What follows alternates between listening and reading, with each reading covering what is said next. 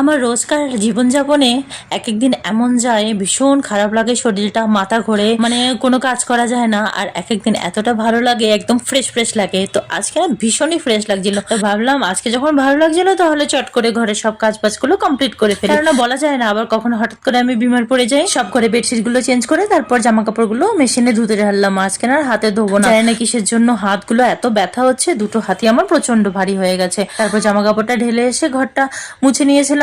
সকালবেলা তো ঝাড়ু টাড়ু লাগিয়ে নিয়েছিলাম, আর দুপুরবেলা আজকে একদম সাদা সিম্পল খাবার খেয়েছিলাম। আচ্ছা, তোমাদের কার কার পছন্দ এরকম খাবার? আলু সেদ্ধ, ধনেপাতা বাটা, কালো জিরে বাটা, তারপর ডিম সেদ্ধ করে ভাজা, আমার তো বেশ ভালো লাগে। তারপর খেয়ে দিয়ে ওদের বসলাম একটু সামনে। আর এখন না এত মশার মাছি বিরক্ত করছিল, ব্যাটটা দিয়েও মারতে পারলাম না।